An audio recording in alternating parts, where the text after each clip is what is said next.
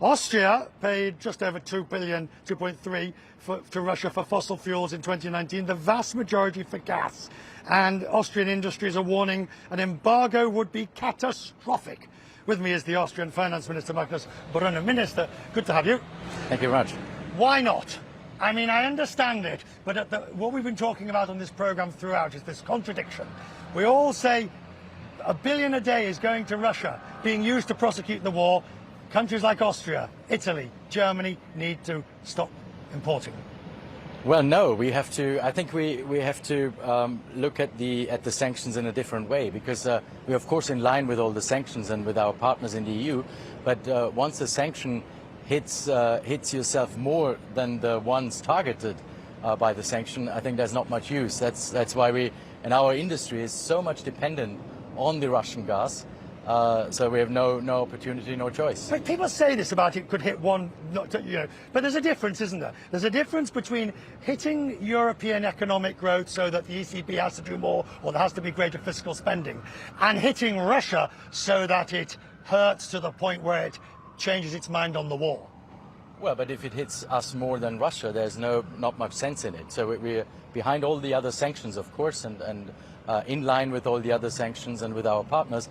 But if it hits us more and our economy more and our people more, there's not much sense in doing it. So that's why we are very not very keen on especially the gas embargo.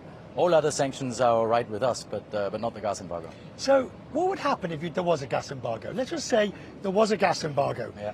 And you did have to turn to your public and say, this is an economic cost you'll have to bear. We will increase social spending, we will increase the deficit, we will do all the things that we did during the pandemic, but we need to bear this. But that's what we do anyway. We do spend a lot of money, about 1% of the GDP, in order to help the people, higher prices and other things. So that's what we do anyway. And we have a tax reform where we cut taxes, especially for companies.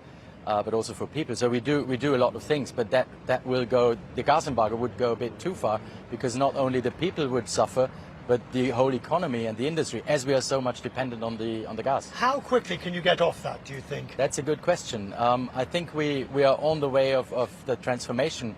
Climate transformation in general, but energy transformation. But for example, on this programme, Sir Richard Branson said, well, look, if everybody turns their radiators down and air conditioning down, if everybody drives a bit slower on the motorway, if everybody does this, that, but that's not enough. That's not enough, because if we have no gas anymore, we have no nuclear power in Austria, we have no oil or not much oil, coal. So we are so much dependent on gas, even though we have about 70% of renewables in Austria already because of the hydropower and other things.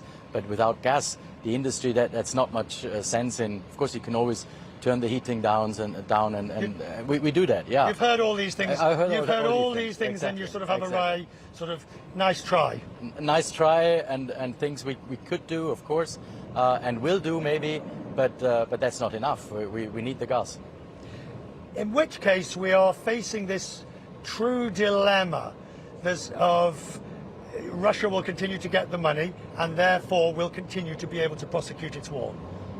Well, I don't think that's quite fair, because what can they do with the money, with the euro? They can't convert it, actually. They pay their soldiers with ruble and not with euros. So I think that connection is a bit... Yeah. Now let's talk about economic growth generally, more widely. Christine Lagarde, and I know you're going to tell me the ECB is responsible for interest rates. Exactly. But I know you are, but let's have a go at this anyway. It's a Friday. I'm feeling lucky. Are you worried?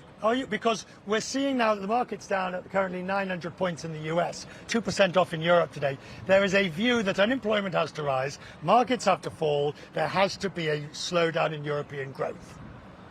There will be, and there is, but we should do everything to avoid that, in a sense. So what can we do? The inflation is a problem, the rising prices are the problem, and what can we do? The ECB can do something, as you said before, has the competences of fighting the inflation.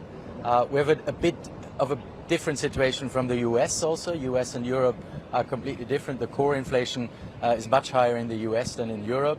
Also, our inflation is very much energy driven, energy prices driven, whereas in the US it's a bit broader. Is this the most difficult of economic times, do you think? Oh, definitely, definitely. At least since I'm in this world, definitely, yeah.